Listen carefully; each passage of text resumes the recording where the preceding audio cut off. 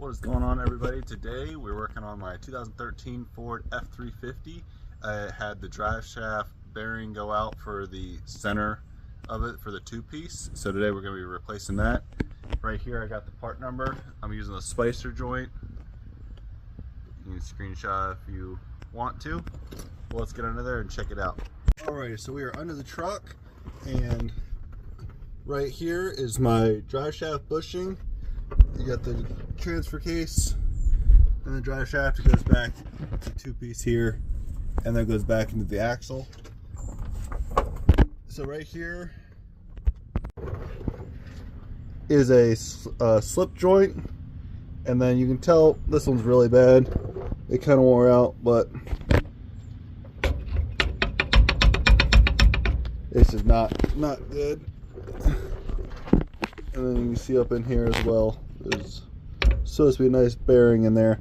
I'll show you what the new one looks like, but I'm also getting a nice screeching or ghostly noise, if you will, like a whoo, like a howling from this part, I think, which I've had for a while now, but it looked good when I first checked it out. But unfortunately, there's also no Zerk fitting or anything to like grease it, so it just kind of goes bad, especially after winter. But let's get into replacing this. The first thing we want to definitely make sure is you got the wheels chalked, and then I put the vehicle in neutral. To get started here, you got just two bolts. You got this one here, this one here, one on each side. You just go ahead and take those off. I'll start with a wrench. Get a breaker bar on there. Make sure it's free. And then I got impact.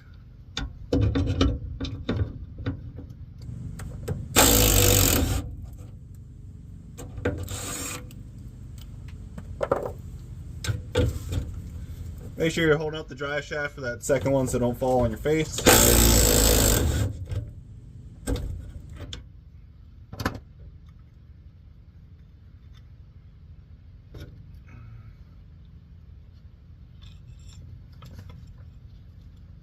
Alright, so next we're going to remove the drive shaft from the transfer case. You got 4 bolts, 1, 2, 3, and 4 on the top. I was able to reach all mine. If you're unable to reach it, you can either do the back, try to pull the slip yoke out right now, or you could lift the tires off the ground with the jack, making sure the front tires are chalked because the vehicle is neutral, and then rotate the shaft around so you can get to the bolts. I'm using a 12 millimeter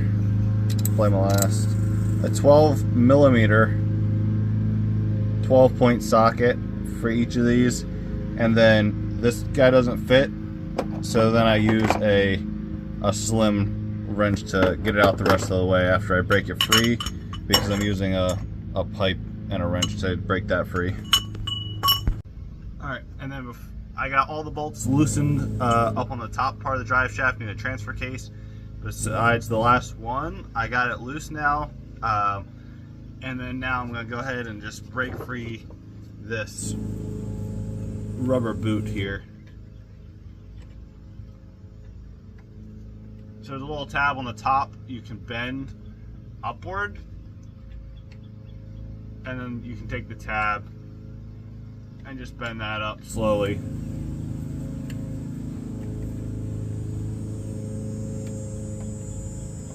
Kind of taking off the points, and then that'll break it free instead of trying to cut it.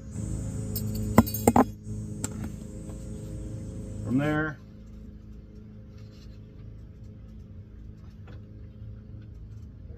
this is already free from the drive shaft, so I just gotta pop it off. Now this is free. Put the end on something soft or hold it with your hand. Now we can go ahead and finish up the top.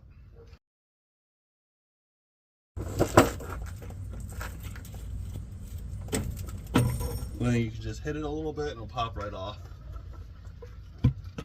Got a little bit of force because there's a little ring around here that kind of like snug fits, but it's not crazy tight. You can just pop it off like I just did. Now we're going to go ahead and head to the workbench and try to get this bearing off. So there's a little ring. I was able to beat mine off with a little sledgehammer, a 3-pound but mine was really torn up.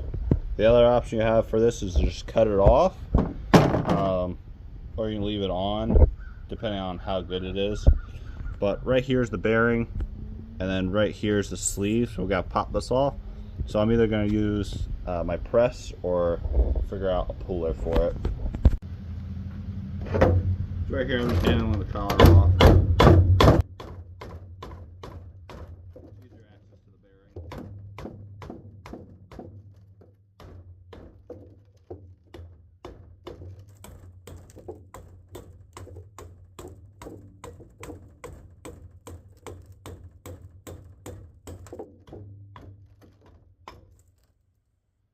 Be very careful not to hit the splines.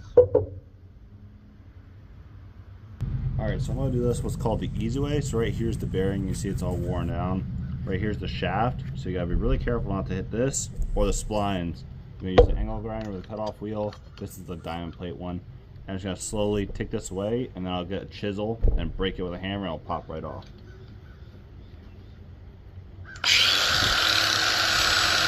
You may want to start at like a 45.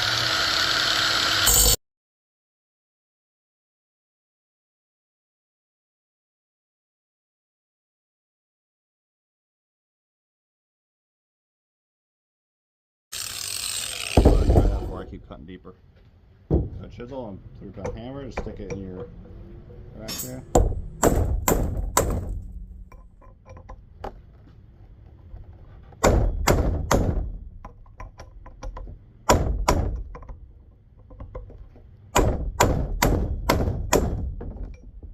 And you see I already broke it free a little bit. So I didn't go very deep,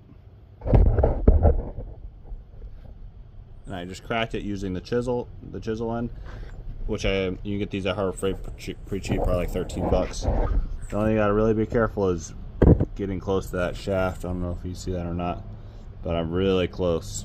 You gotta be really careful of that, because if you damage the shaft, then you might need a new drive shaft altogether. Just finish beating this off.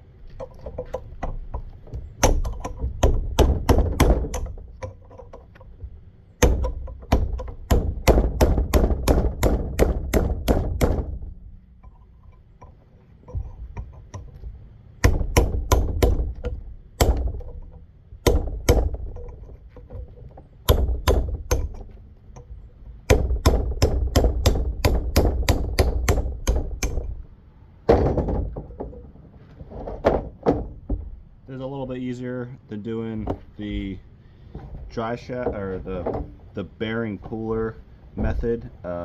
Especially you can get a chisel.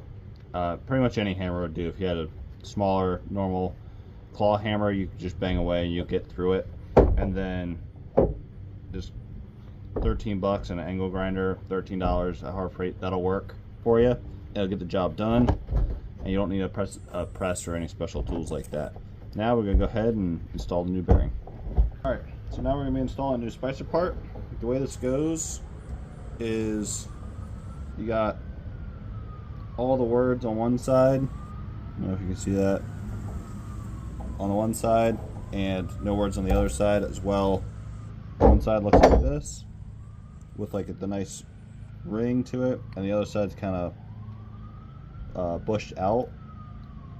So the bushed out side, this side, is going to go toward the transfer case, and the side with the flare is going to go towards the axle, and then the other portion you have is another dust shield, and it's going to go on the top portion flipped in as a dust shield as well. Now, a piece I forgot, if you want to maintain the boot on the axle shaft, is this part that I banged off earlier. Just be gentle with it, but that'll maintain the boot for the drive shaft if you want to keep that. If not, just discard it. Alright, now I'm going to be putting on what appears to be another dust shield / ring.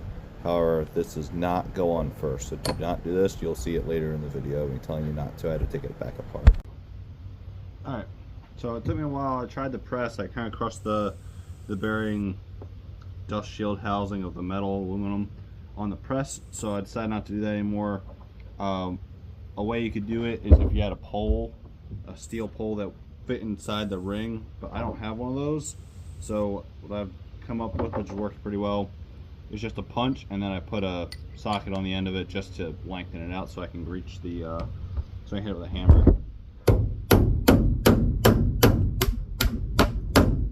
Now it's working side to side.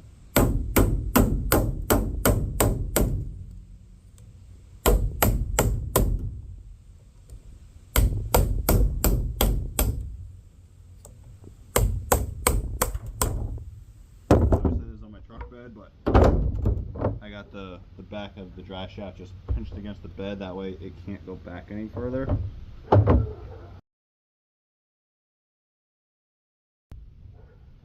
Also, there's a marking on the front. It was kind of covered this tag, I didn't see it, on the bearing cap that lets you know which way is front, which means toward the transfer case. So as you can see, I got the dust cap housing, which I just took the chisel and slowly pressed it on there, and then the bearing cap. I messed this up a little bit trying to put in the press, but it's not making any noise or anything when I'm spinning the bearing, so I think it's going to be okay. So I'm going to roll with it. I'm not buying a new one because I messed that up. And then the last thing I just got to remember to do is put the dust cap on, and I'll just go on like that.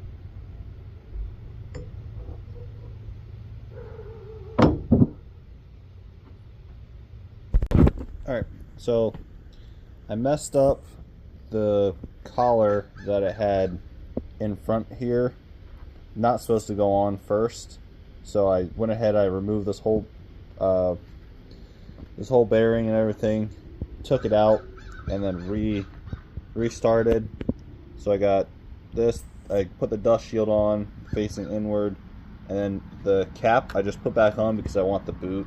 Like I said, if you don't have the boot, then it's not a big deal, you just leave that off, and then that little cap would be what holds this on. So let's go back on this truck and get it installed. This is called the dry shaft phasing. So basically, this U-joint cap is up, so you want rusty. So since this U-joint cap is up, you want your dry shaft to match. If you don't do this, it could cause a vibration or so. So start off here to make sure our phasing's right,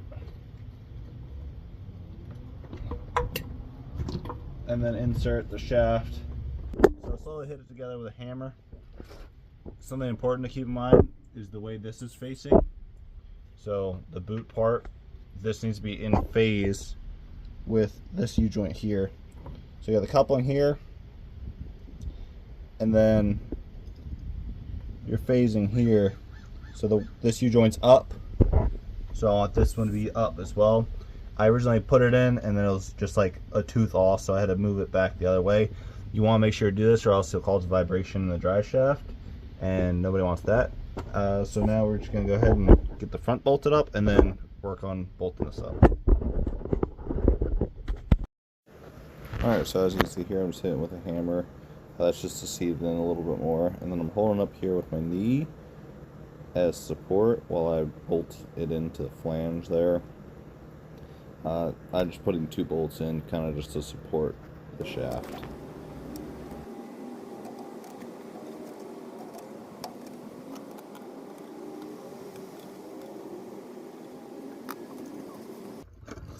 Alright, so I finally rested this back into place. I accidentally hit one of the splines on the drive shaft, so it was a little bit harder to put back in. However, I do plan on replacing this pretty soon in the future because it's super rusty and whatnot, and the U-joints are going bad. So I just wanted to redo the whole thing in a few months anyways. So I'm going to go ahead and stick with this drive shaft, put it all back together. So I rested it back in place. I used the ratchet strap to kind of pull it and center it to help hold it up. I got one of the bolts in. So before I put this other bolt in here, and if I've never said it before, these are a 9/6 These are 9/16 head to get these out. I'm going to put a dab of Loctite on. This is a pretty crucial system here for it to come off or something like that. So just a dab of red Loctite.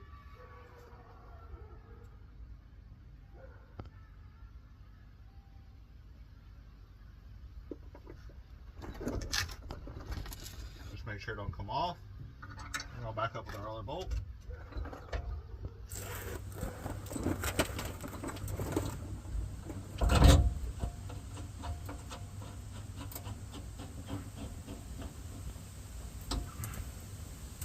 And now that one's in, I'm going to remove the second one. I never add Loctite to it, I just needed to get a bolt in.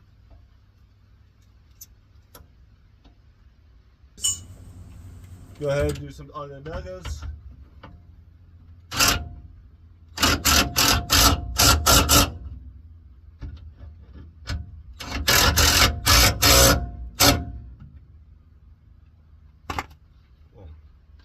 Now drive shaft back in place, and go ahead and hand torque this down with my wrench and that 9/16.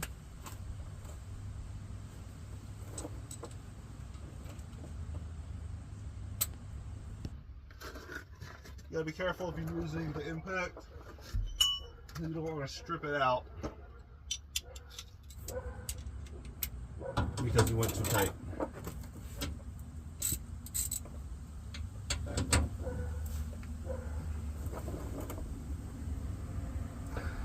Those are tight.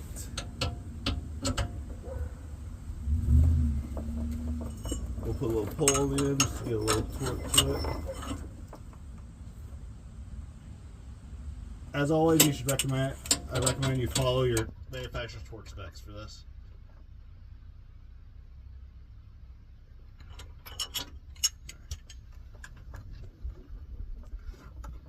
Now we're going to do the drive shaft side, same thing.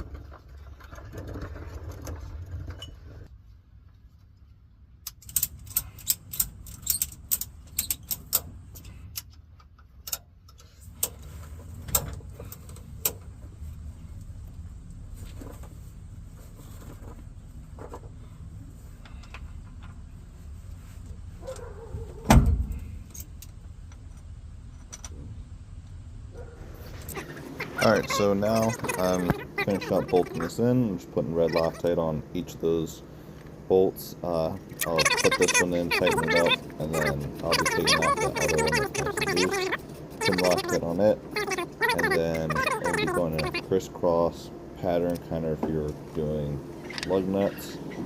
Then the way I torque is I just use the wrench, I put the pipe on there as my leverage, give it a little torque. You should probably use your recommendation from your manufacturer's torque specs, but I thought this was good. I have a lot of experience with how tight things go and how much force you need to take them off, and I kind of use that. I've been running a truck for a long time now, and I haven't had any problems.